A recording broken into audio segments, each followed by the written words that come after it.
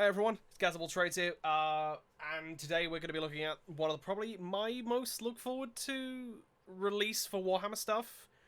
I covered the Greater Good before. I didn't cover whatever the one in between was because it didn't interest me in terms of the armies. It wasn't anything I followed or anything else like that. Heard it's good, heard it's not. Psychic Awakening has happened for the Mech finally. And alongside 9th edition being announced, and considering the fact that these books will work with the with 9th edition, it makes the value of them a lot higher. So unfortunately, it is a bit jank in terms of the setup. For some fucking reason, and I don't know why, GW insist on not using PDFs. Probably due to some sort of encryption or security to make sure people just don't post them everywhere. However, so I've got to try and work with the EPUB. This is mainly just for the visual aid. It's more going to be focusing on... I've got it on my phone as well, because obviously I bought the EPUB. I did have the limited edition book. I did order it. But because of the situation in terms of GW's fulfillment, it's a bit slow, understandably. So I haven't received mine yet, but hopefully we get that soon. At least I can look at the cover. But the rules, at the very least, are out. They are spicy, and Battlescribe hasn't updated yet, obviously, so just gotta kind of wing it. I don't have a list. I've got kind of an idea of things I'd like to take in a list, based off of some of the stuff in here, but we will go over that. This video will be broken up into 4 parts. I will bring other people in. Because I know dick all about Knights, Chaos Knights, and Demons, which are the other 3 parts of the book. So, probably, I have some familiarity with Imperial Knights. I own 1. I'm probably going to get more, based especially off of this, and because of how 9th edition is looking, of allowing for more narrative and fluffy armies that make sense. It looks like it's going to be quite interesting. But in terms of Chaos Knights and in terms of Demons, I don't know. But we'll get to that. So, the Engine War book for the... what book is this now? It's like the ninth... Not 9th. It's maybe like the 6th or 7th book, I think, in the Psychic Awakening series in terms of updates for armies. And as I mentioned, it covers those 4. It does have some narrative... About 20 pages of good narrative, specifically from stories that were posted on GW's community forum, not forums, on the community site. They are written by Black Library writers, so there's some really cool, like, lore nuggets in there. I'm not going over those today. This is just going to be looking at the main chunk of the book, which is going to be the rules, especially because with AdMech, they got a large amount of models on top of this in terms of... I think this is probably the biggest release for a small, not necessarily small, but it was an army update that gave them 3 kits that can make several units plus a hero, which they've actually taken out the kill team boxes, which is the Manipulus, but we'll get into that. And plus that and the Dune Riders, the transports that they had, and the Disintegrators, their rules are now in a book, and they are not just separate ones you have to find, which is good. So, obviously, each one will always come with some sort of mission. It will come with a mission thing. Which is always nice for narrative stuff. If you've got the armies covered, they always have, like, that prerequisite. And, yeah, speaking is hard. But I think we need to get into the nice meat and robot potatoes of this. Oh, look, there's some robot potatoes right there. Which is the Adeptus Mechanicus. Their rules that came out with this book. You may hear clicking from me turning the pages. I'm going to go over and just kind of discuss. It's mostly just going to be from first impressions, I've already read this through a couple of times. From what I think of things personally as an AdMech player.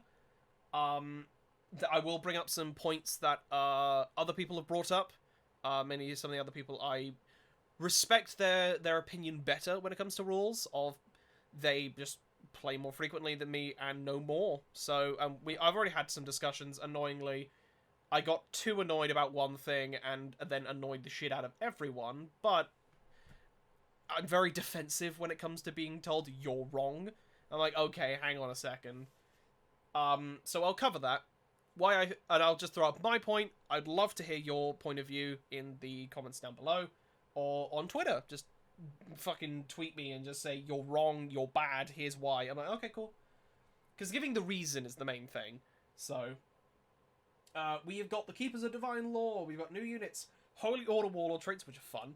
New stratagems, which are also fun. New Forge World Dogmas, which are narrative fluffy, and I like them. New Canticles, which was kind of unexpected. And then, obviously, the name generator. And the name generator is kind of helpful, because I want to name my my tech priests and everything else, because they are just kind of just have name, no well, they have reputation, but no name. So, like my Engineer, who took down an Overlord command barge using the data spike, the one of the stratagems that I don't think anyone ever uses in the AdMech Codex, but hey, I was like, hey, fuck it, this is D3 mortal wounds. Goes off, does the 3 mortal wounds, forces the kill. Ah, beautiful.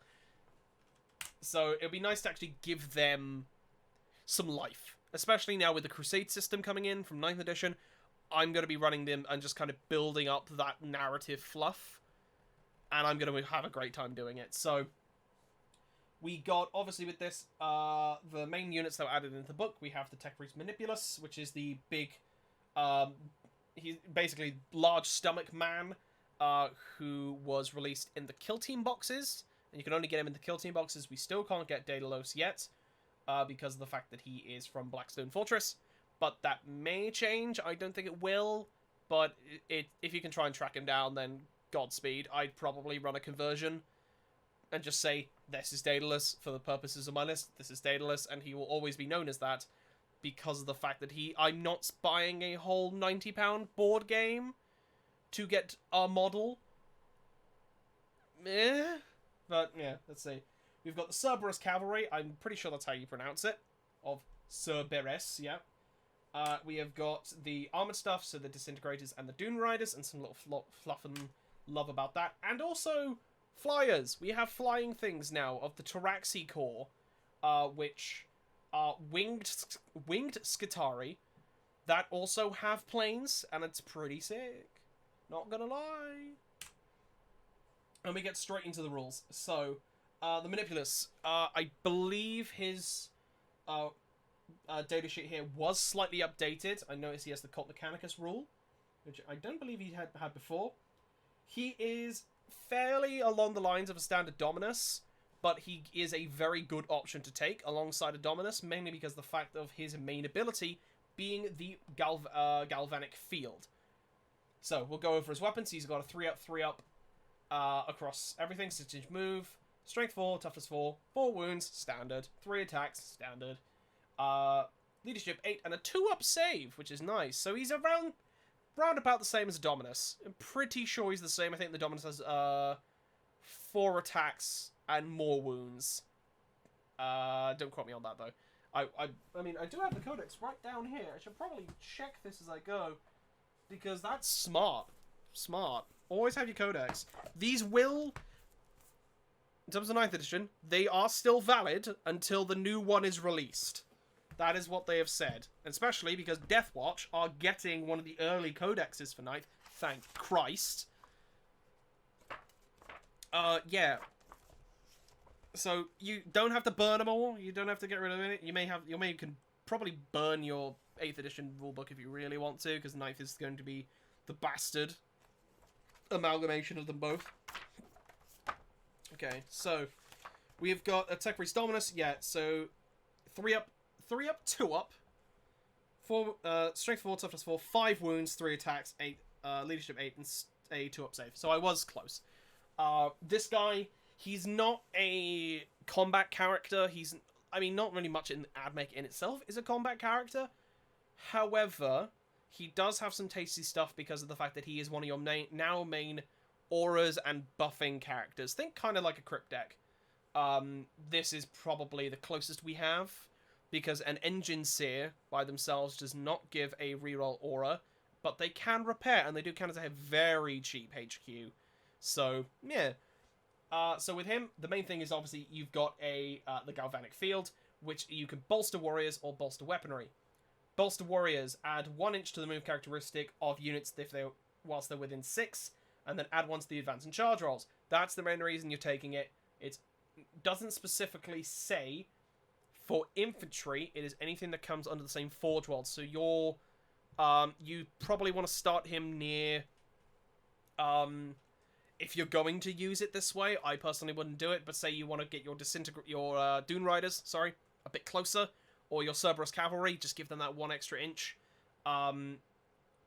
They get this ability at the start of the movement phase, so it doesn't affect anything that has a pre-game move or a pre-movement phase thing, but this is something that happens afterwards. So probably not with your Cerberus Cavalry, but maybe for your to link in with your Sulphur Hound Riders, because of the fact that they don't have a pre-game move, where the Cerberus does. I'll get into that in a bit though, and just make them go a bit further. And you got bolster weapons, which is the model itself. The Manipulus cannot move for this to work, but it adds 6 inches to the maximum range characteristic of ranged weapons with a unmodified characteristic of 24 or more that are equipped by the models in this Forge world whilst they're within 6. And then if it's less than that, it's 2 inches on top of that instead. Very, very key. Again, similar. It is only... it covers everything. It is not infantry focused. And this is why I believe this kind of becomes a linchpin in some of the Cataphron Destroyer, Cataphron Breacher spam. Is because of the fact that you can give them 6 inches. Especially because of the fact that their plasma, what I was doing it for when I was trying to do a competitive list, was running the plasma, I believe it's, the plasma Colvin, which has 36 inches.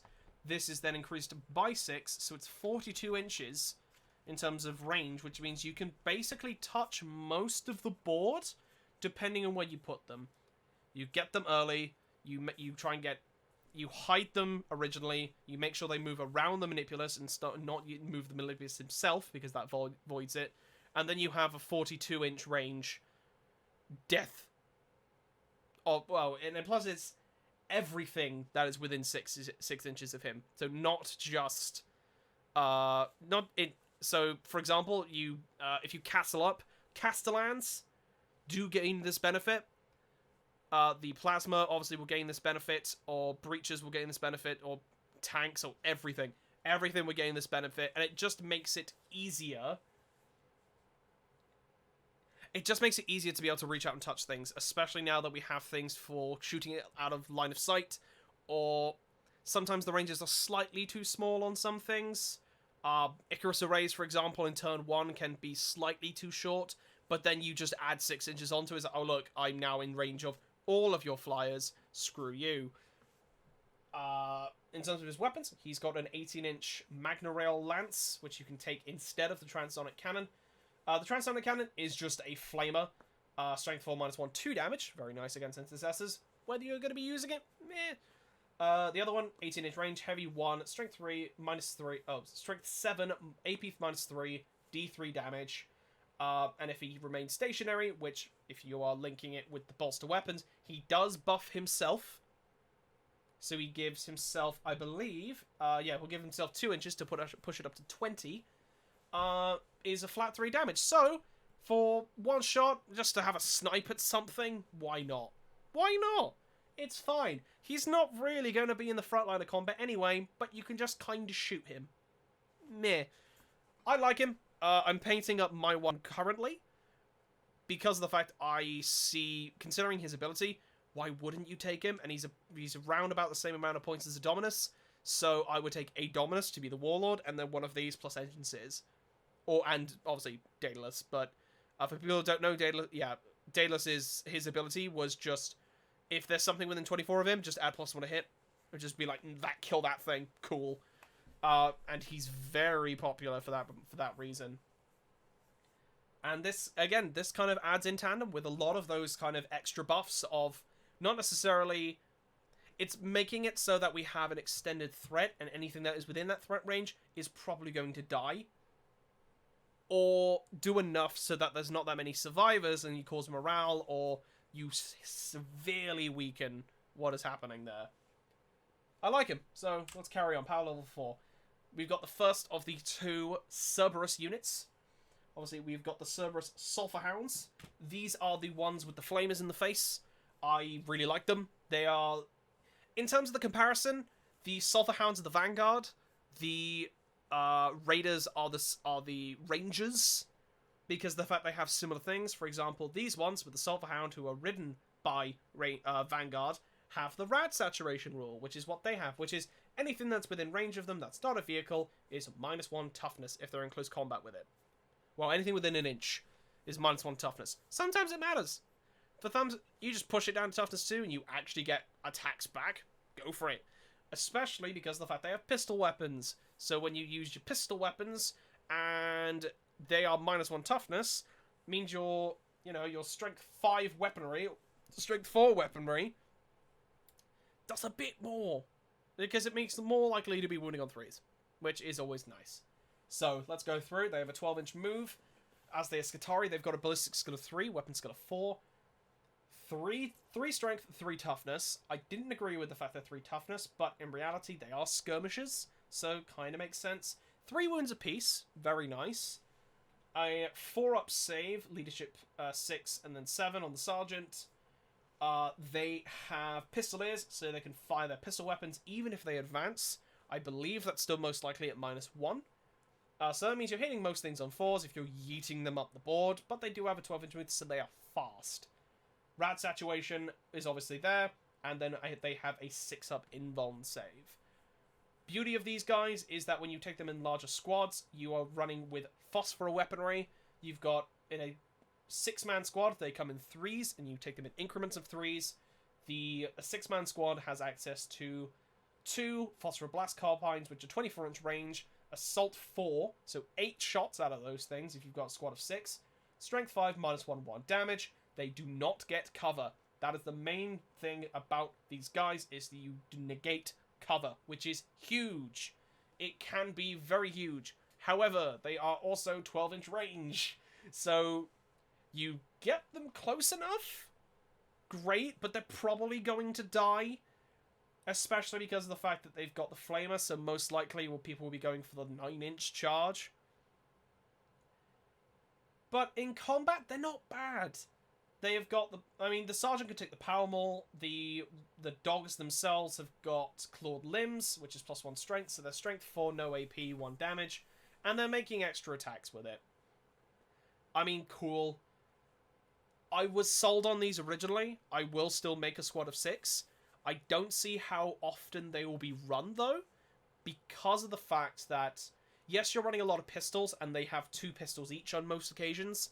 For example, your normal guy will have 2 phosphor pistols. Your sergeant will have a phosphor blast pistol, which is what the Skitarii alphas can take. Which, again, strength 5, -1, no cover, 1 damage, is nice.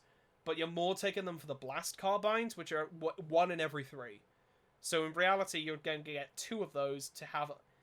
To be fair, 8 shots from a 6-man squad at 24-inch range isn't bad. But you need to try and get them in that weird zone of, right, they are within 8. And whatever they are within range of, they just kill, because they are... I think the heavy flamers is probably the better one. They are strength 4. They are pistol weapons, which is nice, because that means you can use them in close combat.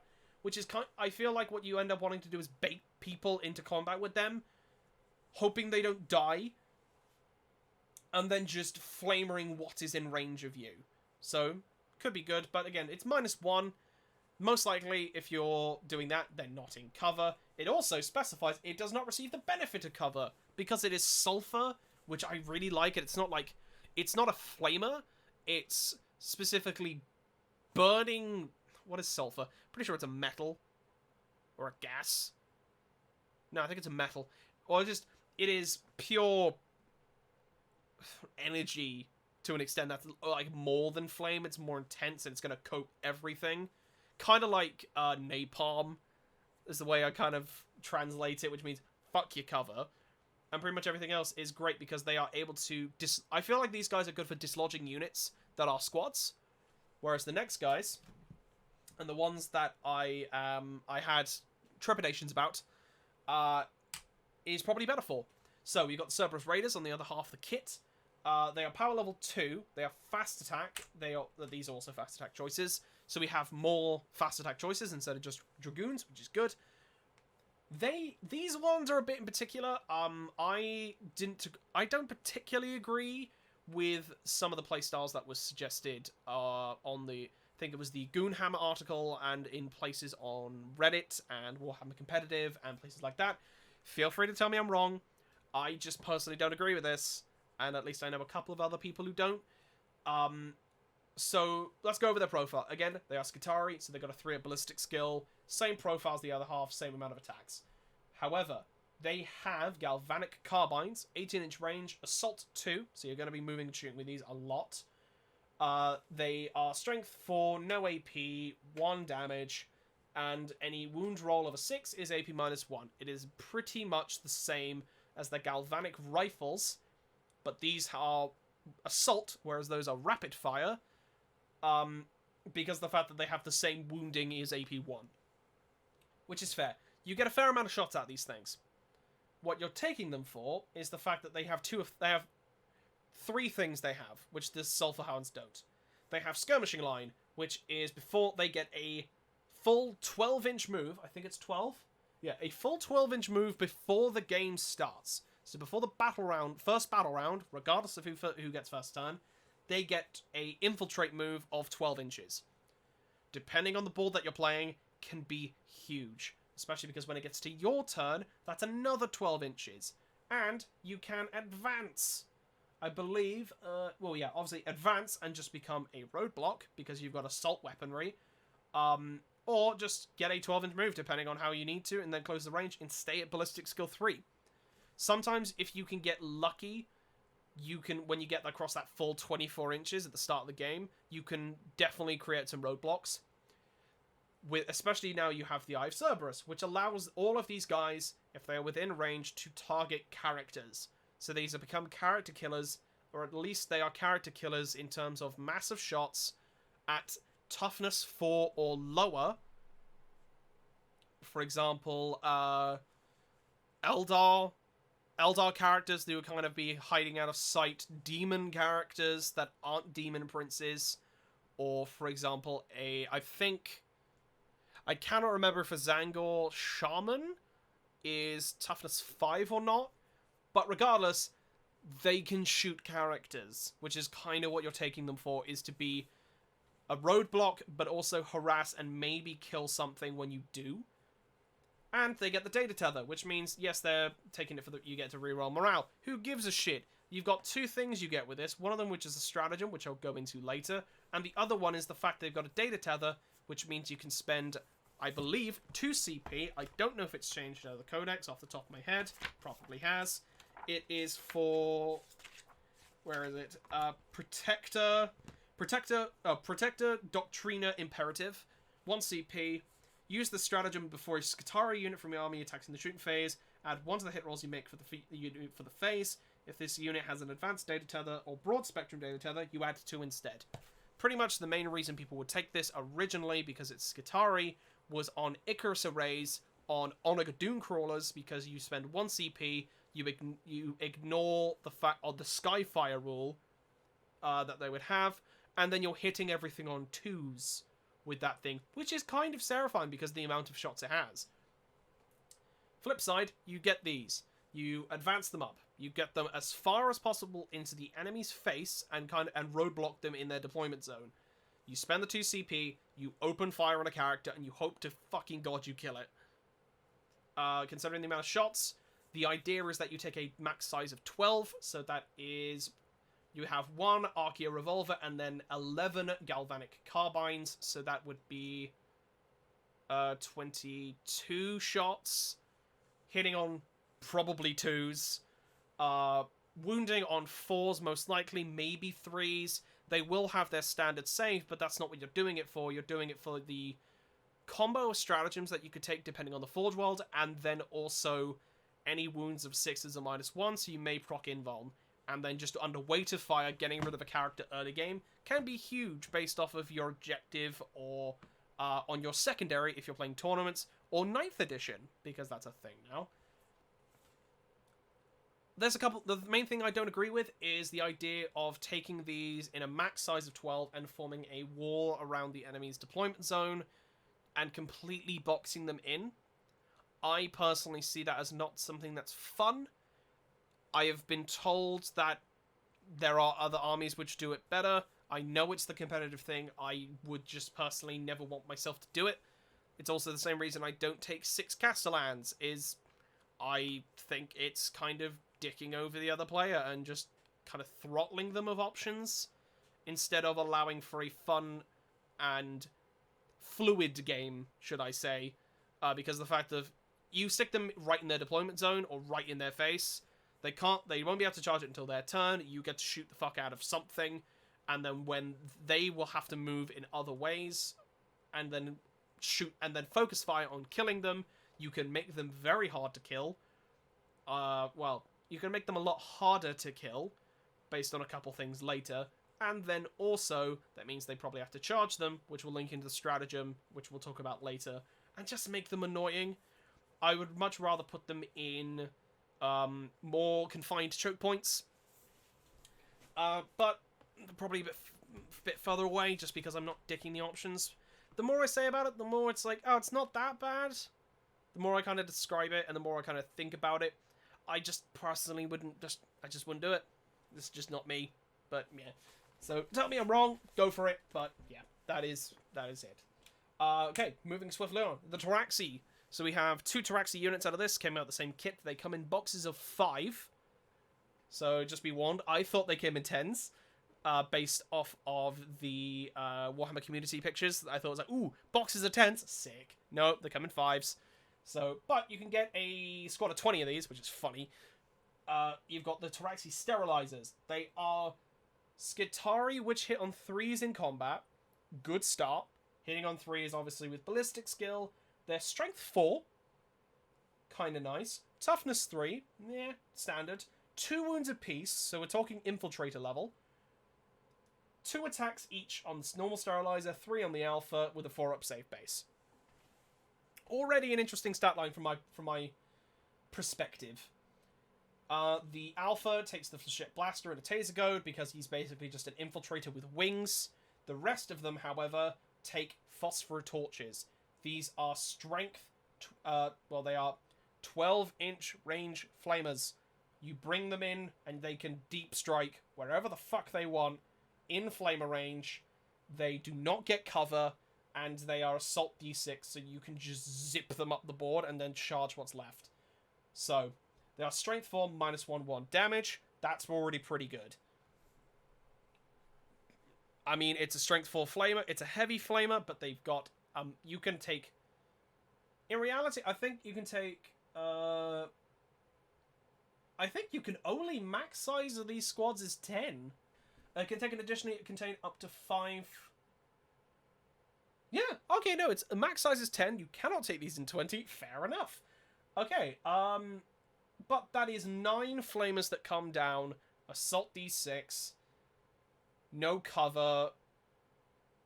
And it's kind of terrifying because that's a lot of flamer. It can be... I don't think this is going to be a linchpin. I don't think this is going to be the haha, I've beaten you kind of list. Or like kind of fit into a list. But it is going to be one of those things that's very much a counter to a melee heavy or alpha strike level army. For example, you get a lot of small squishy things charging up the board. Gene Stealers, perfect example. Or Orcs, another example. Plague Bearers. Oh, sorry, Poxwalkers. I can't remember what they're fucking called. Insert melee unit here, you take in large amounts. Because of the fact that they, one, have a 6 Bindon, because of Bionics. Everything has that. They also have Soar Away and Thermal Riders. So, Soar Away means they can, at the start of the movement phase, they can disappear off the board and be put into reserves. They don't have to come back down the same way, because they cannot leave and then reappear in the same turn. There is a turn delay between that. And then Thermal Raiders is, you can either put them into reserve from the start for free, which is nice, or second half is you redeploy them after they've left the board using the Soar Away ability, and then they are 9 inches away, which means you're in flamer range, and probably whatever's left you can charge, because if you charge, you get +1 attack. Their attack is pretty good. They're +2 strength, no AP, annoyingly. But they are terrifying. So you can actually get the full squad in. So, for example, that is 21 base attacks, adding another 10 on top of that because of swooping strikes. So that is 31 attacks, hitting on 3s, surprisingly. Strength 6, no AP. Kind of like the Taser Goads. I think the Taser... Oh, sorry, no. The Tabaxi Talons, sorry, reading the 1-1. So they're strength 4. They are +1 strength if you made a charge, so they're strength 5. Using the Canticle that gives you +1 strength means they become strength 6 in combat. -1, 1 damage. 31 attacks. And the Alpha has the Talons, and then also... Wait, does the Alpha not have... He doesn't have... Okay, because he doesn't have the claws, so... Okay. We take 3 off of that then. So it'd be 29... No. 27? No. 28. 28 attacks, sorry. I'm retarded. 28 attacks. Strength 5. -1. 1 damage. Is nothing to sniff at. And can do a surprising amount of damage. Plus then you got a Taser Gun on top of that. Because it's just nice to have. Which means he gets 4 attacks. With that. Which can then... And E6 doubles that because obviously it's Taser, and then you go to town. I think these are good counterpunch units. I really like them for that kind of thing, and I will probably try and run multiple squads of them. Depending on the points, I need to kind of... It's to think... I can understand what the point value is now, but it's thinking about it in terms of the... what's the word? Thinking about it in terms of the grander scheme of your army and how your composition is laid out. Because if you've got a large amount of points left over, probably take some squads of these. If you don't, it depends if it's worth it. You've got to try and make up their mind of whether it fits the kind of thing you're going for. Skystalkers, similar kind of thing. It is the same profile as well as the 3 and 3. The main difference is that these are more the infiltrator side compared, like they're both basically infiltrators with wings, but these ones have the same gun. It is, they have not the same gun. They have a very similar gun. They have the step-up version of it. Because of the fact that they can... The Sergeant takes the Flechette Blaster, which is what the infiltrators can take. I believe there's another gun, actually. On the Macro Stub, there's Macro Stubbers or these. Flechette Blasters is pretty much what everyone takes because it's more shots. But they can also, with these guys, take Flechette Carbines. So they are Assault 5 instead of Pistol 5, so key thing there. If they are charged, they won't be able to shoot to combat. But they have 24-inch range, and they become a 24-inch Aura of Death of using Wrath of Mars. Wrath of Mars is a specific stratagem which paired very well with Infiltrators, which was I believe it's 2 CP to use it.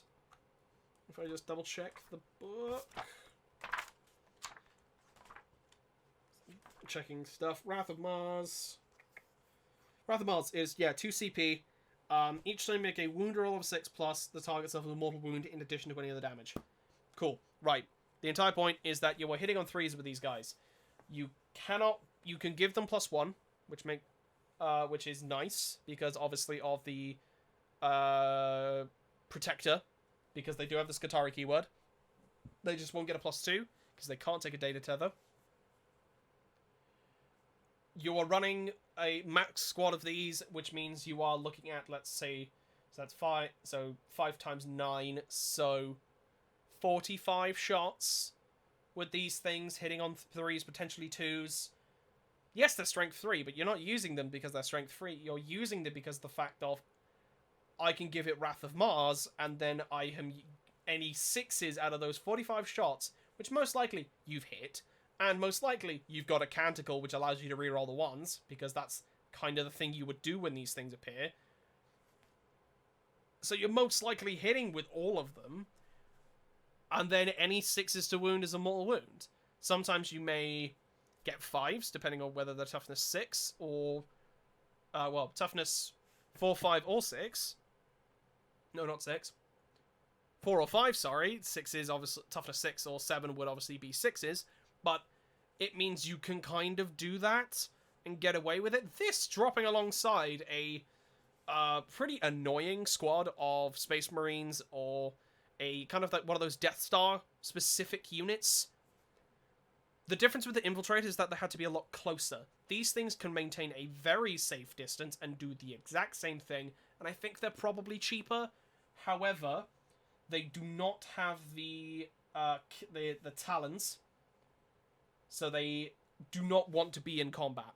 You do not want these in combat. Yes, they do hit on 3s, but you do not get the benefit of using the Taraxi Claws, which is what the Sterilizers get. So if you want a thing that's got a bit of a counterpunch to it, Sterilizers. These are outflanking harasser units that can maybe take off a Death Star, whether you need it. For example, Crisis Suit Bomb, right? You probably got 6 of them, or maybe 2 squads of 3, right? You split these in half, 5 and 5. You're wounding on 5s. Any 6 is a mortal wound, though. Who gives a shit? So you're just dumping dice. Yes, they're most likely going to make their save, but most likely at the same time, you have done enough mortal wounds to kind of think, fuck it. And in reality, most likely, as a standard Admech player, you've probably got some Castellans running around nearby, which means you're not using it with them, but those things are already good. And if you're Mars, you get something even better when we get to the Canticles bit. I know there's a lot of things when we get to it, because of the fact there is a lot of context of things later on in the book, and I don't want to spoil it just yet. These are the things that stay in. They don't really appear on the board. You want them to stay in reserve straight off the bat, then just appear. I mean, the arc grenade cluster is nice.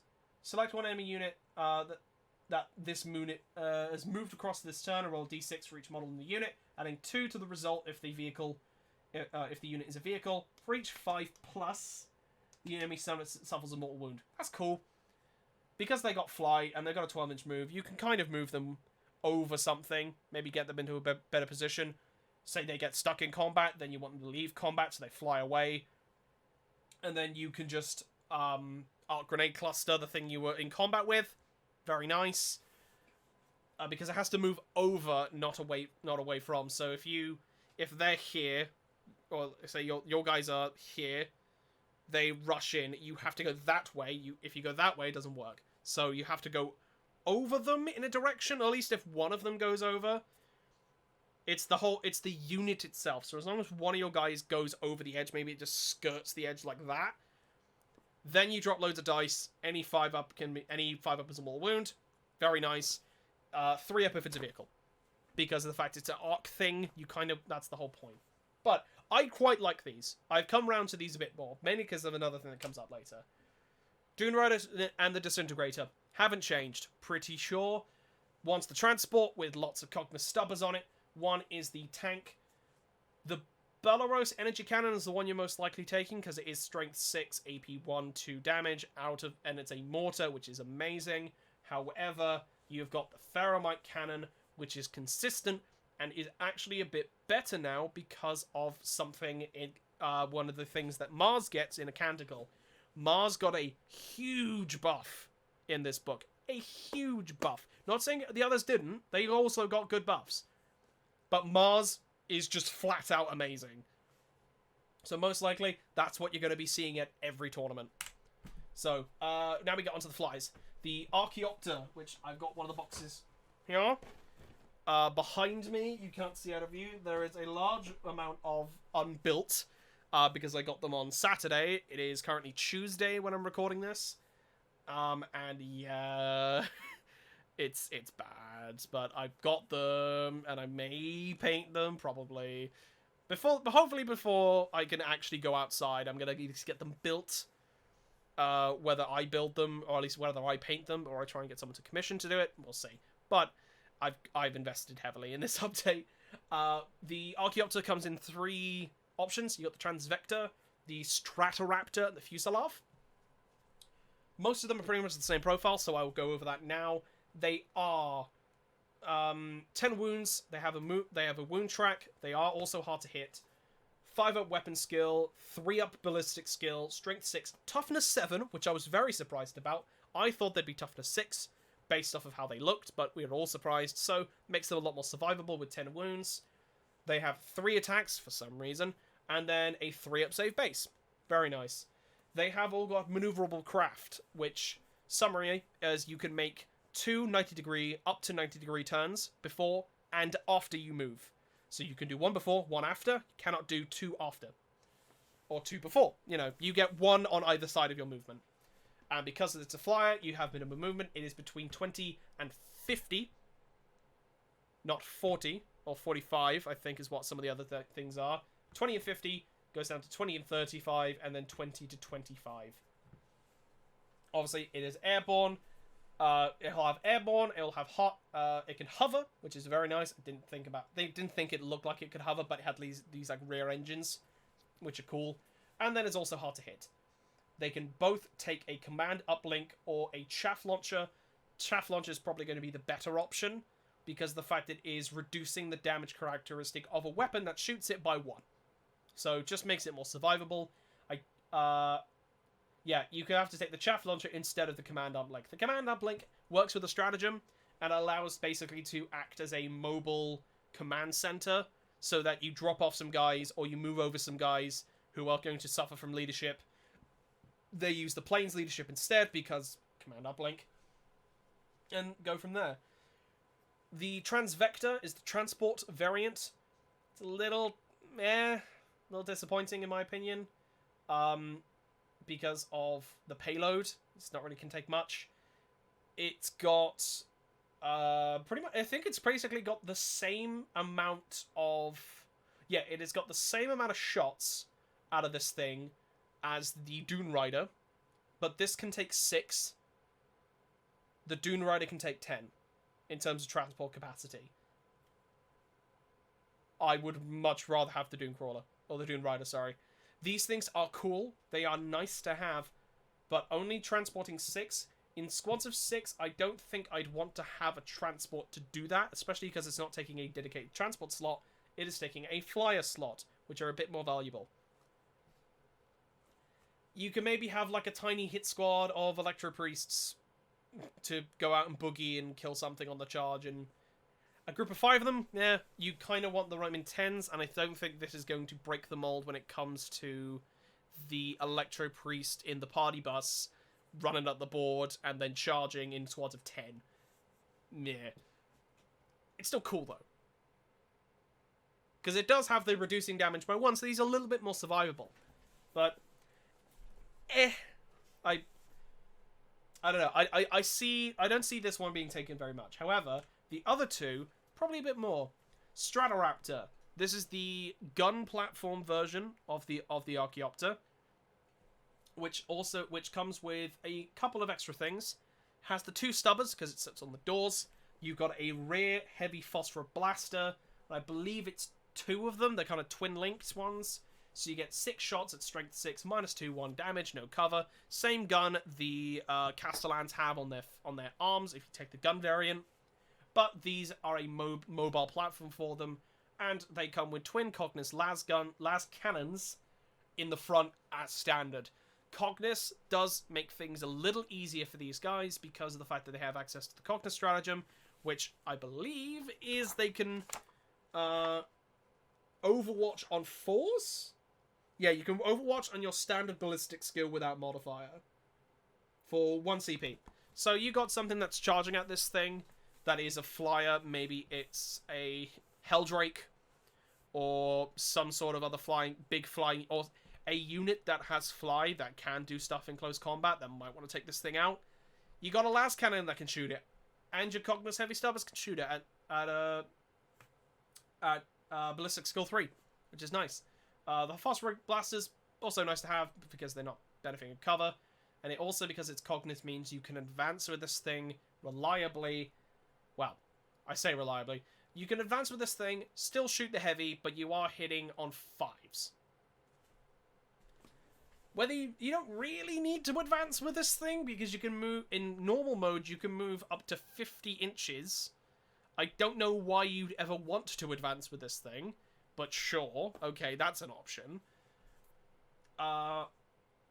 It obviously then has, it just has everything else. The main difference is the fact it has a Cognus las cannon and the heavy phosphor. I take this with the chaff launcher. I'd maybe take 2 of these is my plan to just try them out, and then zoom them around the board and snipe targets. Sniping transports, sniping squads. These things are very much mobile killers, and I like them for that because they are maneuverable. Are they as good as some of the other flies in the game? Probably not. I think the Eldar plane is probably better. I'd have to double check with Alex, because he does play Eldar and knows these things. But they definitely put up a good fight. And it's cool because AdMech didn't have this kind of thing, and now they do. So, yeah. I like them, though. I probably will end up running 2 in a list. Fuselage is the last one. It is lots of stubbers. Instead, or it also has the command link, but it is a bomber variant. It has a bomb rack. You go over a squad, you can drop the bomb. It is at the end of the movement phase, and you can do that as many times as it's alive. You can roll a maximum of 10d6, roll 3d6 for each vehicle or monster in the unit, and 1d6 for each other model in that unit. So, for example, anything that has the monster keyword that comes in a larger squad, or groups of vehicles, which could be a thing. I can't think of what. Maybe... just trying to think. Killer cans, because they're still technically a squad. Then you would have to roll 3 for each one if they're in the squad, but whoever. But you're more taking this, obviously, is 4 up is a mortal wound. So you roll 10 dice, 50-50 chance you kill something. Can't really complain. It does have a stratagem that works with this. And apart from that, it has just got Cognus stubbers. I would never fully invest in this, and it's also the same reason people don't fully invest in Blitzer bombers. Like, you may have 1 in a list, and maybe it will work based off the stratagem and how much use you get out of it. But apart from that, it's more just going to be kind of firing meh shots at things. I would much rather take a, what's the word? I'd much rather take the Disintegrator over one of these, depending on points. But we got the points values here. I'm not going to go into them properly. I do not remember what they were. But kind of key points here, because this is not including war gear. The Stratoraptor starts at 70. The Fuselage starts at 102, because of the bomb rack. But the Twin Cognus las cannon is 40 points. So obviously the one with the las is the most expensive one. But it's not hugely expensive because of the other shit. Like, the command uplink is free. The chaff launcher is 20 points. Understandably, you're probably going to play that 20 points. So Stratoraptor, 70 plus 20, so that's 90, plus an extra 40 on that. So that is 130 points. The heavy phosphor blaster is free. That's nice. And the Cognus stubbers is 2 points per weapon. So you get 2 of those, so that is 132 points. 132 points for a flyer with las cannons that's hard to hit and also reduces damage. I'll fucking take it. That's pretty sweet. And then we got some nice go through. So that is all the units and the points values in the book. The rest of it is now going to be rules updates. So, Holy Orders, we got these, and they are a very interesting mechanic, and they are good! Oh my god, they're good! Okay, so the way this works is now we can actually have more warlord traits. AdMech was one of the armies that basically just kind of had meh warlord traits from the start. We had suffered with that with being one of the earlier editions, but now we're also one of the last Psychic Awakenings, so they've learned a lot since then. And then we have these. The way this works is that they are non-Forge World specific, and there are 4 of them. You pick one of the 4. Your character that has that belongs to that Holy Order, and at the start of your turn, you get to choose one of or the same, if you already picked one, you can pick it again, warlord traits to work consistently. And it will go until your next turn, and then you can choose again. you have fucking there's options here. One of them is just flat out amazing, which we'll get into. So you got the learnings of the genitor, which gives you the following 3. Hyper cybernetic physiology. Roll 1d6 each time a Forge World Cataphoron Breacher or Destroyer or Servitor model would lose a wound whilst within 6 inches of this warlord. On a 5, it is not lost. Very similar to one of the Vigilus detachments, I think does something like that, especially because it is specific. It is specifying on Cataphoron Breachers, Destroyers, and Servitors, which I think was one of the things in the Vigilus book. I cannot remember, because I've got it here as well. Indominus Crusade, Anointed Throng, Cybernetica Cohorts. Nope, it was the Servitor Maniple.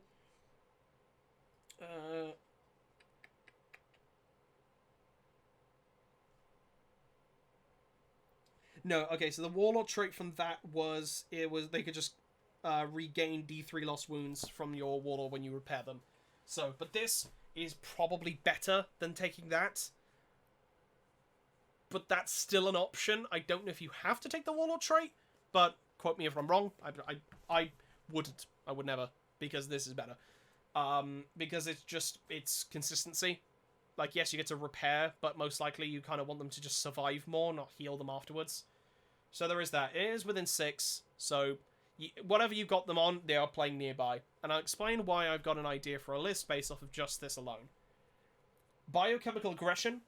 When resolving an attack made with a melee weapon by a friendly Forge World model that is within, whilst this unit is within 6 of the Warlord, an unmodified wound roll of 6 improves the armor characteristic of the weapon by 2 of the attack. So AP 2. It doesn't cap out, so can be quite nice. There is one thing I think this may work for, depending on. And then last thing is Exorated Fear Response. When a morale test is taken for a friendly Forge World unit within 6 inches of this Warlord, do not roll the dice, it is automatically passed. So at 6 inches, you are not running anywhere aura. Very nice. The analysis of the Logos. Predicted movements. When resolving an Overwatch attack made with a model in in a friendly Forge World infantry unit within 6 inches of the Warlord, a hit roll of a 5 or 6 scores a hit. Very nice if you're running a gun line, but only for infantry, so Castellans are fucked, but anything screening the Castellans, probably better off. Empiric Prognosis. Roll d6 when a friendly Forge World model would lose a wound as a result of a mortal wound in the psychic phase. Whilst this unit is within 6 inches of the Warlord, on a 4-up it is not lost. It is a Forge World model, not infantry, counts for everything. Very handy against a psychic heavy army, for example, Thousand Suns or Eldar, and you've got your Cataphoron Breacher Bomb, you've got your Castellans, you've got your Onaga Doomcrawlers, or your Disintegrators, or your Doom Riders, anywhere nearby. 4-up ignore mortal wounds. Very handy, because the amount of mortal wounds or smites that can come out of an army in the psychic phase, which is something we needed as a defense. Floors the foe. When resolving an attack made with a ranged weapon by a friendly Forge World model within 6 inches of the Warlord, an unmodified hit roll of a 6 increases the armor penetration by 1. Which is nice. Just any 6s to hit improves it by -1. Does stack on top of the galvanic stuff, which is on a wound roll of a 6. It is increased as well. So those can potentially be AP 2. Very nice. I think it's cool. It's not something I'm going to build around fully, but it's nice to have.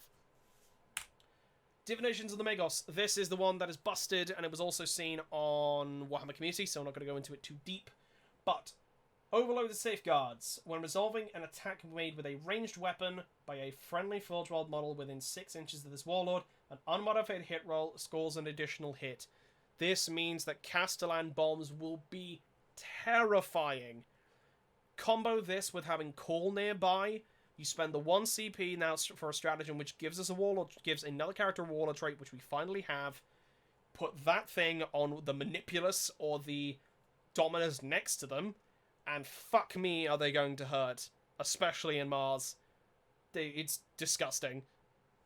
But it's there, because that means you're wounding on a 6 as a mortal wound, and you've got a dumping your shots out as it is, and then any hits, you're doubling those chances, well, not doubling, you're increasing those chances by hit rolls of 6 and scoring an additional hit. So, fuck it, right? That's just good. That's just amazing, really. And because it's non-Forge World specific, it means you can kind of take other factions and do the same thing. The reason is for example, my idea of the Riser Cataphren Destroyer Plasma Bomb does help with this, because like, obviously you're rolling d6 plasma shots for each one, and then 6s on those additional hits. Well, on those hits become additionals. So you can make it so that they are negating plasma and not blowing up when they overcharge, and then also adding extra. Also terrifying. Aggressive subroutines. You reroll the charge rolls made for friendly Forge World units while they're in 6 of the inches of the Warlord. You're probably not gonna you're probably not gonna use it. There's not much in where the Warlord would be that would need to charge. Unless you land something to countercharge. So, for example, your Taraxi Sterilizers that are wrapping up your Castellans, you don't want them to be wrapping up your Castellans anymore because they can't shoot. They drop down. They still have to be 9 inches away. They don't kill everything, and you reroll the charges. Very handy, but it's pretty much only in that clutch move, and if you know that is the thing you are doing that turn, and you are committing to just that. At least with the Warlord. Everyone else does something else. Predatory programming. When a friendly Forge World unit within 6 inches of this Warlord advances, roll an additional d6, discard 1 of the dice when making the advance roll. Just nice. It just makes things faster. Something that can be very much a turn 1, you put on top of your Dragoons, Dragoons, Iron Striders, Dune Riders, or anything you just want to shift. Anything you want them to go fast. Just nice to have. This will probably be the one I take on turn 1. Or you just say, fuck it, and if you're in range or everything, just use overloaded safeguards the entire time. Because I don't think... You don't have to change... Yeah, you don't have to change it, so, no. Last one is the Fabrications of the Artisan. At the start of your turn, you can select one of the aura abilities below until the start of your... Exquisite Calibrations. When resolving an attack made with a ranged weapon by a friendly Forge World unit model within 6 of the Warlord against the unit within half range, improve the AP by 1. Very nice for rapid fire. If you're taking large squads of rangers, or even with anything that's just coming close by that you need to destroy, nice to have. Very nice. Mastery of the Motive Force. When resolving an attack with an arc weapon, giving some arc some love there, by a friendly Forge World model within 6 inches of the Warlord against a vehicle unit, an unmodified wound roll over 6 inflicts a mortal wounded addition. This does somewhat make Cataphren breaches with heavy arc rifles a lot more viable, because I'm pretty sure I don't know anyone who's taken them. I don't know if there's some obscure tournament list which does. I haven't seen it, but this does make it more viable to have that, to just kind of follow around six of them and just open fire with arc weaponry, because of the fact you're just dumping mortal wounds on anything that's a vehicle, including Titanic. It makes killing knights, and it makes killing large things easier. Last one is Enhanced Engine Interfaces. Friendly vehicle models within 6 inches of the Warlord can shoot in a turn that they fall back in. If your Castellans are still locked in place because of the Conqueror protocol, it does... Oh, not Protocol, I think it's Protector. Obviously, they still can't fall back, so it doesn't matter. But everything else can. Sometimes can be clutch. But it has to be, obviously, within 6 inches of the Warlord. So it depends on how you castle. You are obviously going to be castling to an extent. So it's going to be a lot of pre-measuring to see what's in range of where. And those are the Warlord traits. Obviously, the Divinations of the Magos is the best one. Flat out. That overloaded safeguards is amazing. I'm surprised that got in. Because every list will have that, because why fucking wouldn't they? And then we got stratagems, dogmas, and the name generator. So we're going to do in a slightly different order. We're going to leave the stratagems first, and we're going to go to the canticles first. Go backwards, because there's a bit more going on here. So Forge World canticles. These are for the named Forge Worlds. Each one has a canticle, and how this works is that you replace one on the D6 table that you don't want and replace it with one of these. You don't have to. You can, but why wouldn't you? Because there's always a canticle depending on how you roll, that you really don't want. For example, Electromancy doesn't come up very often because of the fact it's relying on spiking sixes. Sometimes it's funny. I take it sometimes because it's funny, but I would most likely replace it with whichever one my Forge World is. So, one for each one. We'll start starting from the top. We've got Riser with Citation in Savagery. AP characteristic of melee weapons models in this affected unit are equipped with increased by 1. Does help with Infiltrators, does help with Rust Stalkers, does help with Taraxi, and also helps with the Electro Priests, including the punchy ones, not the ones with the staff, the Gauntlet Priests, because they're also increasing by 1.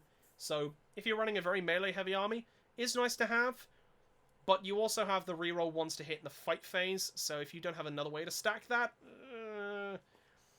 because the Riser specific Forge World stuff, I'm pretty sure is reroll wounds. So you either bank on making them, no, that's Riser, yeah, reroll wound rolls are 1 in the fight phase. So you're either banking on the fact that you're going to hit them very easily, or you're just ignoring the reroll ones, and then you just take the AP 1 because it can be statistically better. Fair enough. Mars. I think that's Panegyric? I think that's a C or a G, I can't tell. Panegyric, I'm going to go with that. Panegyric Procession. Models with the models in affected units do not suffer the penalty for moving and firing heavy weapons. Increase the strength characteristic of heavy weapons in this. Improve the strength characteristic of heavy weapon models in the affected unit are equipped with by 1. Oh my god, that is amazing, because that means your Castellans are now strength 7.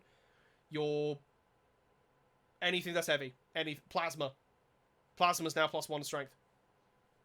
That means you don't need to overcharge anymore. You can, you kind of want to overcharge, because then it makes it strength 9, because, well, not even for the strength 9, but more just for the extra damage, but still. Heavy arc rifles, which are strength 6, become strength 7. That also makes them very viable. I think there's a lot of love going towards the arc stuff, and I'm going to try and find the weapon real quick. It is I think it's heavy arc. Yeah, the heavy arc rifle, strength 6, -2, D3 damage. When attacking vehicle is D6 damage. With a 36-inch range, plus that, making them strength 7, which means you are then wounding most vehicles on 4s. You are also re-rolling stuff because of the Dominus, or because of reroll aura buffs and everything like that. And then they are D6 damage each, is terrifying. They can be very scary now. And I think that may actually tilt them in their favor instead of... The Plasma Bomb is reliable, but it means you have to take a different Forge World to be able to benefit from buffs, and to be able to benefit from Plasma Specialist, which increases the damage of the weapon by 1. Right? Cool. However, heavy arc rifles are cheaper. Yeah, they're cheaper, and they have a close combat option, which means some of your other things can benefit. It was thinking you take this one with, obviously in Mars, you then pick this Canticle on the turn that you really want to fucking start shooting with stuff. With Castellans and a castle, and then you've got your arc rifles and everything else, and then you also take the Warlord trait that then makes arc better against vehicles, and fucking hell, it can do some damage. Devastation. Absolute devastation. You see what I mean? Mars got a huge buff out of this, and this is one of the reasons why. Lucius. Luminescent Blessing. Improve the invuln save of the models affected by this unit by 1. This kind of leads into what I was saying about the Cerberus Raiders, because you can make them have all a 5-up invuln instead of a 4-up. That on top of Shroud Sun, which counts as them being a cover, means that their save just gets better, and you can make them a harder roadblock to shift. That's the main thing. But in reality, that does mean you are taking Lucius, and you are losing out on the benefits of other Forge Worlds. Lucius's main thing, for people who do not know, in terms of their Forge World Dogma, is when making saving throws, units with this dogma treat enemy attacks with an AP characteristic of -1 as having 0 instead. So it's just ignoring -1, but things that will be targeting them will probably be small arms fire at -1, and then unless that means they have to dedicate large amounts of fire to them. That, with a better invuln save as well as Shroud Psalm, can be scary. Very, very hard to shift. in a 12-man squad. That was the main tactic, kind of leading back to earlier. Metallica, tribute of empathic veneration. I can't read the word. Where resolve an attack made against a affected model. Yeah. Where resolve an attack against an affected unit by an enemy model within 9, subtract 1 from the hit. -1 to hit. It's kind of like, it's because it's within 9. Okay, it's thing within charge range, and it's not a shooting attack. It's all attacks. So that does count for combat. Means that things that charge you are -1 to hit in combat. That's kind of nice. Or at least it would be, because it's within 9 inches of something else. And yeah, so that also counts for shooting. So just any sort of offensive thing within 9 inches of like, oh right, I'm in range now, haha. Unless it's flamers, it doesn't fucking matter. But with this, -1 to hit can sometimes really help you, because of the fact that it gives you the ability to be Stygies without being Stygies. Because Stygies 1 hasn't been changed. I believe it's just they are still -1 hit outside of 12. So, meh. But this, within 9, means that you still got that -1 to hit. It makes them a bit more survivable, especially with protecting characters and making sure that key units aren't exploding. Grya. When resolving an Overwatch attack made with a model, a 5 or 6 rolls a hit. So you can take Grya instead of taking the Warlord trait. Because that works for everyone. It's pretty self-explanatory. It's just nice. It's not game-changing or breaking, but it kind of tickles the Tau side a bit. But meh.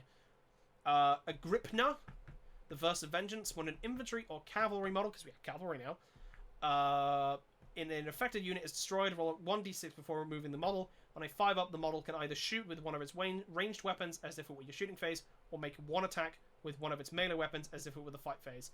So this helps specifically with things getting sniped. Dragoons getting sniped. Your ranger squads can potentially be sniped. Especially because it is infantry. I'm pretty sure your Cataphrons count as being infantry. So one of them gets sniped early. On a 5-up, they get to use their main gun. Because why would you not use your main gun? And then you could probably counter-destroy something else if you're lucky. Can't really sniff at that. Stygies, Plea of the Veiled Hunter. This one was also showed off on Warhammer Community, and it's very nice. Affected units in a turn can shoot in a turn in which they fell back. But if a unit does so, they are -1 to hit. I mean, you get to fall back and shoot if you don't have fly. Very nice. And yes, you're -1 hit, but most of the stuff in your army is hitting on 3s anyway. So you're hitting on 4s. You got 50-50 chances. I'll take that. Just to have that ability to be maneuverable and to be a flexible gun line. So, yeah. Again, this does replace one of the ones that you already have, but there are sometimes useless ones, depending on how you run it. I think most likely Electromancy may stay in, depending on, but most likely people will most likely get rid of Electromancy, or the one that does morale, because if they're running minimum size squads, it doesn't matter with your morale, because the fact that they're most likely dead. Or they've got enough because they are like minimum size that they are benefiting from being not losing much and pretty much have a 66% chance to succeed and not having to really worry about it. Alright, we got the Forge World Dogmas. These are the kind of the narrative fluffy other options of the sub-factions of the Build Your Own Forge World. I love this. I will probably not run them though, but I think it's really cool because of the fluff and the narrative stuff. Plus, the colour scheme they've gone for here is very similar to mine. Because they're bastards. I keep looking at mine and then looking at these and I'm like, But yeah, that's neither high nor hair of here. There are basically 4 categories of Forge World. Yeah, is it 4? Rant Saturated, Expansionist, and then Data Horde. So, okay, 3.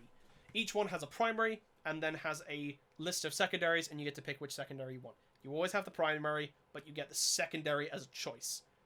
Rad Saturated is for... So we got Radiant Disciples. This is basically a planet that has been completely irradiated out the arsehole, which, for the fluff of my Forge World Vepper, is very much that. So I think if I did have to run one of these, I think by narrative I'm kind of bound to run by this.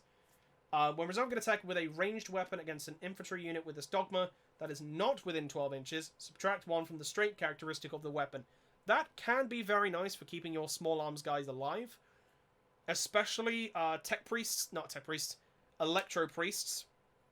Keeps them alive for a little bit longer. Infiltrators, it keeps them alive a little bit longer. Tauraxi now involved in that also keeps them alive a little bit longer. And your normal chafe, your Skitarii Rangers and Vanguard that kind of sit in the middle just become very fluent and they can kind of get away with it. So it makes them a bit more survivable, always nice because it's always -1 to the strength. May end up they have to be low. It may be putting it so that they're wounding you on 4s instead of 3s. Works on Space Marine weaponry being strength 4. Very nice. The 4 secondaries you get. Illuminary Suffusion, which is anything that has rad saturation, is -1 strength and toughness within 3 inches, so the aura is increased. The aura is increased and strength is also reduced, which does matter for close matter for close combat armies.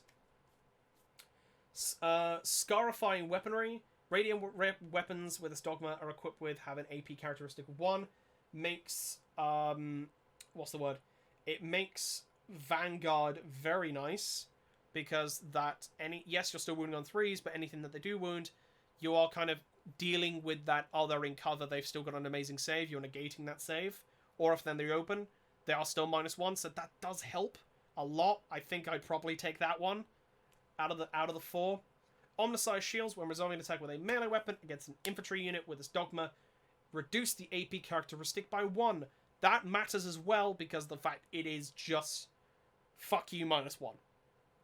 Those -1 stacks on AP can make your squads survive a lot longer, especially if they're holding objectives or if they are holding your front line and negating charges over the top of you. Just keeps them alive for longer. And then the Machine God's Chosen. When a morale test is taken for a unit with this dogma, half the number of models that flee, rounding up. Because they're stronger, cool. Fair enough. I think the rad situation one is cool. It is nice. But if it was me, I'd most likely take the sacrificing weaponry and then have a fuck ton of Vanguard. Because then, yeah. The thing is, because you're only getting 1, it is the choice basically between the Luminary. For me, it's between Luminary, Omnissiah Shield, and the Scarifying Weaponry. Probably between Luminary and Scarifying, and it's probably going to be one of those two. We'll have to make the hard choice. Expansionists. So you got Accelerated Accutators. At the end of the charge phase, if the unit with this dogma made a charge move, was charged, or performed a heroic intervention, increase the AP characteristic of melee weapons melee weapon unit models in this unit are equipped with by 1 until the end of the turn. Just nice. Plus 1 AP if you are in I can't remember what it's called for Space Marines. Shock Assault. That's the one. If you're in a Shock Assault scenario, you get plus 1 AP. Cool. Acquisitive Reach. At 6 inches to the range characteristic of rapid fire weapons with this dogma that are equipped with. Helps with ranges. In terms of rapid fire, I don't know what is really rapid fire. Kind of helps arc weaponry inside your Vanguard squads or inside your more likely Ranger squads because of the fact that Vanguard are assault, but Rangers are cheaper, I believe, than Vanguard. Or I think it's the other way around. No, Vanguard are cheaper than Rangers, but it makes them so that they've got 24-inch range instead of 18. Very nice.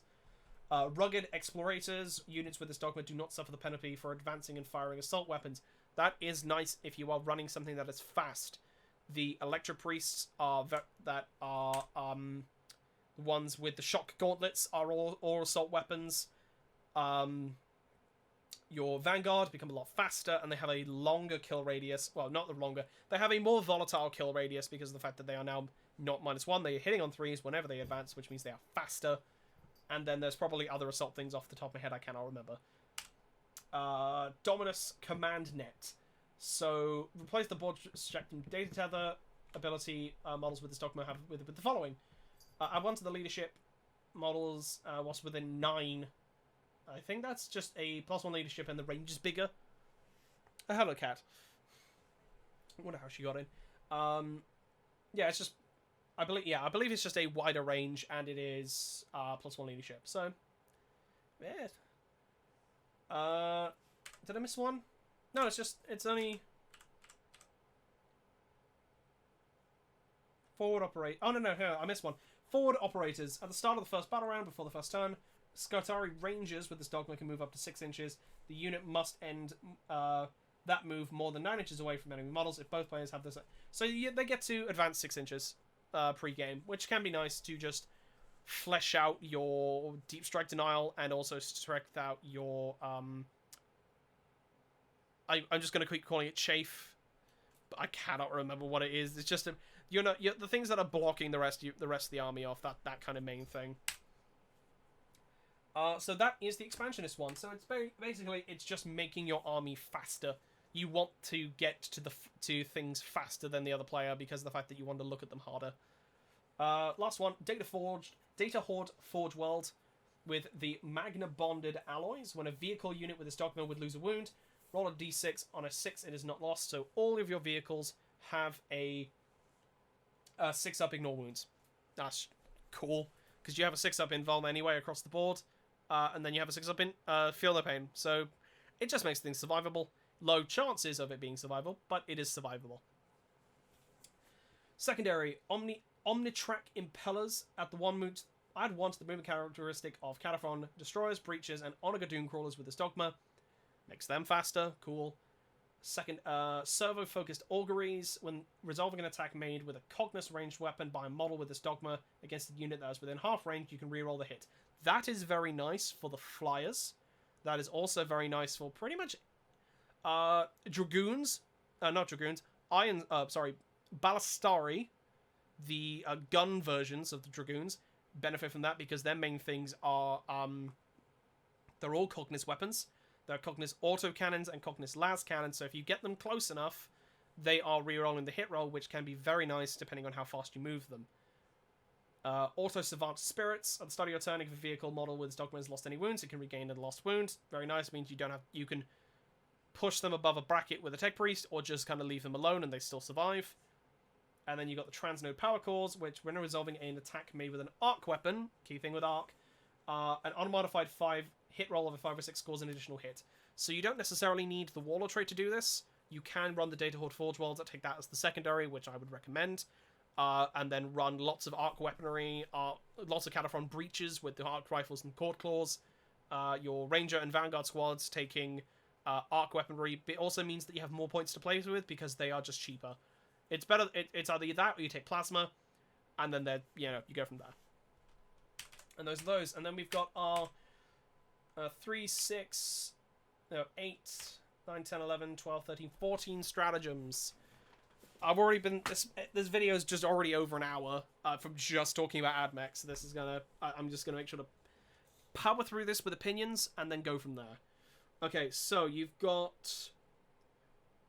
I need to read that on my phone because I can't fucking read half of these because the... It helps... It doesn't help because of the EPUB reader. So we have... Olfactorum Aggressor Imperative, 1 CP. Use the stratagem in your movement phase. Select 1 Cerberus Sulphurhounds unit. Until the end of the move phase, add 6 inches... Well, when that advances, add 6 inches to the movement characteristic instead of making an advance roll. In addition, until the end of the turn, the models in that unit shoot as if they did not move. So, very nice, because that means you are able to advance them for 1 CP, and you are shooting most of your pistol weaponry and everything else. Even though you can advance and do it, you're doing it with no penalty, so you're still hitting on 3s. Very nice. Raptoral Strafing Fire. Use this stratagem in your shooting phase when an Archaeopter Stratoraptor model from your army is chosen to shoot with. Until the end of the phase, when resolving an attack made by a model against the unit that cannot fly, add 1 to the hit roll. So it's Strafing Run. It's most of the things that some of the other armies already have built in of Strafing Run. Valkyries also have it, but you get it too, which it negates the -1 from moving and firing with heavy weapons, so your heavy phosphor bastards and your las cannons are hitting on 3s. So, great. Steel Rain Fusillade. Very good reason to take Skystalkers. 1 CP. Use the stratagem in your shooting phase when the Taraxi Skystalkers unit from your army is chosen to shoot with. Select 1 enemy unit that is not Titanic, so you can't target Knights. Until the end of the phase, when resolving an attack made by a model with a in that Skystalker's unit against the selected unit, if a hit is scored, not a wound, the target is suppressed until the start of your next turn. They are -1 when resolving an attack made by a ranged weapon by a model in a suppressed unit, -1 to hit. Very, very nice, because you can do it to vehicles, you just can't do it to Titanic vehicles. So, really annoying things that you can do it to. Repulsor Executioners, making them -1 to hit. Also can sometimes push them out of the reroll bubble. Like, they might be able to not... They might not be able to reroll the 2, but they might be able to reroll the 1 at the very least. So it can kind of dick that over. Also, anything that's kind of going after your Skyfire units, it makes them... It negates the hard to hit. Well, it negates the fact that they negate hard to hit, so can still be hitting on probably, like, most likely 4s or 5s. Always very handy. But it can also work for very much a shooter unit in Chaos, for example.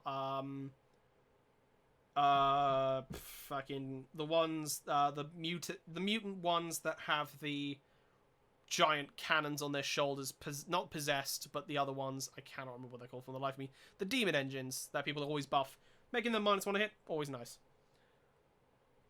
Tactica Obquilla, so this is the stratagem that is used with the Cerberus Raiders. Use the stratagem in your opponent's charge phase when the Cerberus Raiders unit in your army is chosen as the target of a charge. Instead of firing Overwatch, the unit can move or fall back as if it were your movement phase. It cannot advance as part of this move. So they get to run 12 inches away. That's why it's scary, is because of the fact that you dump them in a very hard to shift place or right in their faces.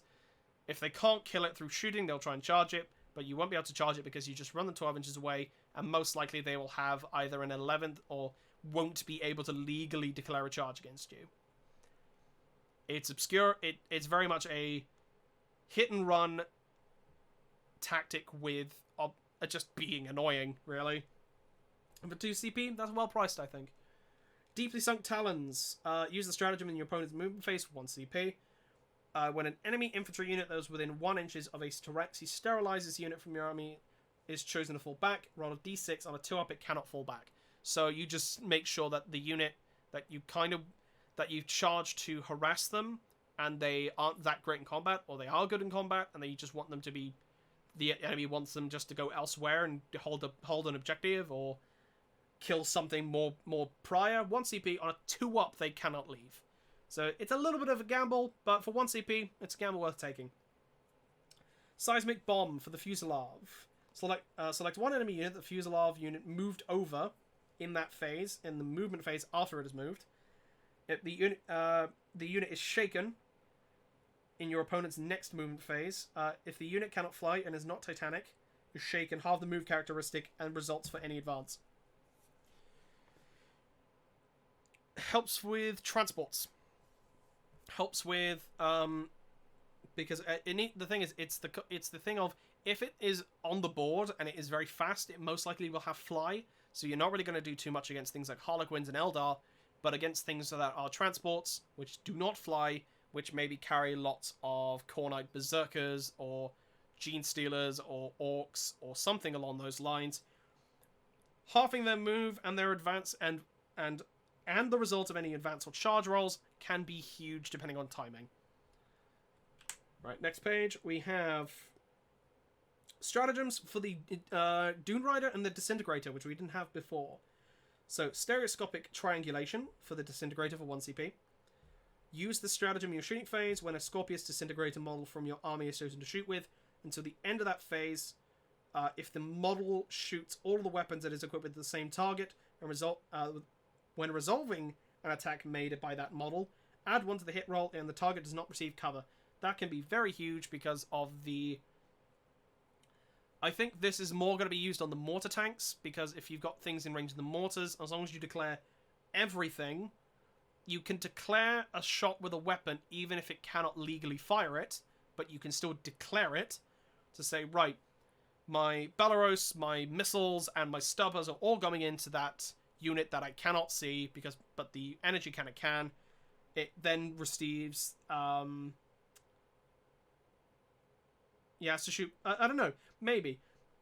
I don't know if it might not work for something that's out of line of sight, but it's something that can be seen and is more just you want to get rid of with the mortar or with the big gun plus one hit. Very nice because it can negate. It makes what's the word?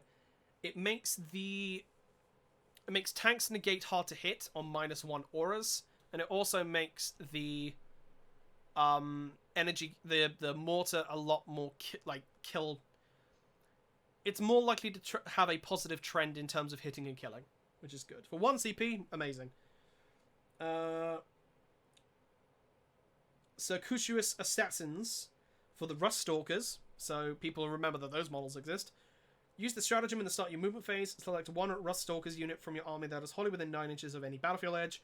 Remove that unit from the battlefield, and at the end of that movement phase, you can set them up anywhere in the battlefield that is more than 9 inches away from the enemy and wholly within 9 inches of a battle edge. So they get to outflank. You do, obviously, because of the fact that they cannot already be deployed to deep strike, you basically just get to deep strike them in that turn. I would most likely hide them on the edge until turn 2, and then do it, and then have a big amount of deep strike when they all jump in at the same time. And then you've got these on top of, so it has more options for if things fail charges, or if things don't fail charges, you just want to get them in their face. Gives them a reason to use them for 1 CP, kind of worth. And they're a cheap alternative. Evacuation sequence for 0 CP, very nice. Use the stratagem in any phase where the Scorpius Dune Rider from your army is destroyed, before any embarked models disembark until the end of the phase. And when a model disembarks from that Dune Rider, do not roll to see if it is slain. That is huge from the fact that we now have the transport, and we have also got the issue of you stuff them full of Electro Priests, you get them close up, they smite the fuck out of them, and they blow up, and then they all die, or they are wounded heavily after that. 0 CP, it's free, depending on the phase, because obviously it's for match play, it's 1 stratagem per phase of the same name. That means if something dies in the fight phase and something dies in the psychic phase, you still get to use it twice in the turn, because of the fact that it is free. Perpetual Incense. Use the stratagem to start the fight phase. Select 1 Sidonian Dragoons model. Into the end of the phase when resolving attacking that unit, -1 hit. So the -1 to hit aura they already have for being for shooting at it means it works in combat because they just huff air at you more, makes them harder to see, and it makes them a lot more survivable because most likely you'll be charging something that is big, scary, and can kill you back. So just making them -1 hit, also better. 1 CP for Electrostatic Overcharge for the Corpus Scry Electro Priests. These are the Electro Gauntlet ones. When it's chosen to shoot with until the end of the phase, the Electrostatic Gauntlet models in that unit are equipped with will have AP2. Makes them a lot scarier, especially because of the fact that you can add, you can just kind of buff those up now. Having them -2 kind of gives you a reason to take them.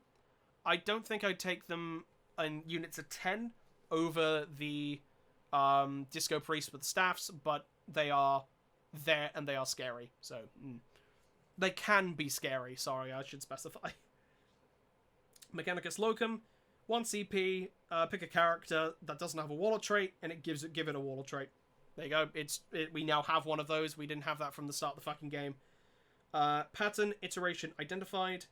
Use the stratagem in the shooting phase when an Iron Strider Ballistari unit from your army is chosen to shoot with, until the end of that phase, or a resolving attack made by a model against a unit without the Titanic keyword, add +1 a wound. I think if this was just +1 a wound, these would be a lot more pricier, but it specifies non-Titanic. I think that helps with the fact that if you're going up against a knight-only army, you will have to take your list in a very certain way, or you'll have to use it in a very certain way. But if you're going up against most of the cream of the crop of everything else, there are high-value targets that aren't Titanic that need to be dealt with, and giving them +1 to wound is amazing, especially when they have autocannons, which are strength 7, which could be wounding on 3s, most likely on the target that I'm thinking of anyway, or is wounding on 2s if it's infantry. And that is kind of scary. Transports could be, some transports or some vehicles could be toughness 6, means that you're wounding them on 2s. Something just to keep in mind for 1 CP is kind of worth with a battery of them. And then the last one, Electrofilament Countermeasures. Use the stratagem at the end of movement phase. Select 1 Archaeopter equipped with the command uplink. Until the start of your next turn, enemy model aura abilities have no effect whilst you're within 6. 1 CP, you kind of have to sacrifice sacrifice it and stick it over a character that has an aura. Could be a very specific character, but also most likely will put it in a range to be shot at rapid fire range, blown up, or charged, and then blown up. If you're in that position, cool. If you're not, it depends on really, do you want them to be there? Do you want them to be within 6 inches of a enemy model that has an aura of some sort that will probably kill you? In terms of things that maybe like, oh look, it gives by them being in range of this, I would get a -1 to hit. Well, now you don't get it. Sometimes matters depending on the turn, but it's very much like, okay, I'm happy with this thing to die now, to kind of dick it over until next turn, because it will carry on until the start of your next turn, which means it will carry on through the enemy turn and can be very annoying, especially if they're not able to get rid of it at the start of the shooting phase, which means they have to focus fire on that first, which means they have lost fire that they can focus elsewhere. And that is the entirety of the AdMech stuff, minus the name generator, and my god, is it a huge update, and it is amazing because we got units, we got stratagems, we got busted warlord traits, we got canticles, which we can swap out of the old stuff and actually, it makes the army so much better. I mean, it makes Mars absolutely amazing, and then everything else has just been raised up because of that. The new units are good. There are lots of different ways to be able to use them. I'm really looking forward to putting together my kits. I hope when I can actually get myself around to streaming more, because I'm bad at that, because mental health is a bitch, to be putting together those kits, or at least trying to paint them. Trying to paint them on stream, and just enjoying having all this new fancy toys. And then eventually when Battlescribe gets sorted out, it usually takes like about a week after the book comes out for the point values to be updated and for the new profiles to be put on. I might end up having to look at the at the GitHub repo, which if you are a developer and you are interested in know the language, whichever they use, it is a GitHub repo that people can commit to. So I'm very tempted to have a look at that and learn it myself, because then maybe I can help contribute, because that's always fun. And I think that's everything. So if you liked this video and you liked what I had here, feel free to tell me what I did and didn't do well, or if I have a shit opinion, let me know. It's better that you tell me, so then I learn, then say nothing, and then I sit here, and then I just aggravate you even more by being more shit. And who wants that, you know? That is probably the summary of this entire channel.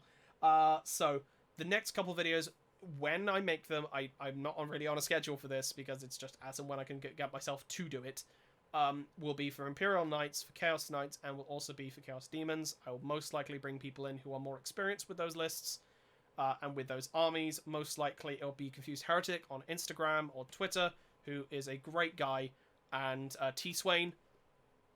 I believe those two have good knowledge of those two armies. Make sure to check them out on Twitter and Instagram, because they are the boys, and they have helped me out before. So, and they are great. They are fantastic painters, and they are great players. So I will contact them and get around to actually doing the next other kind of sequence of the videos, and we'll go from there.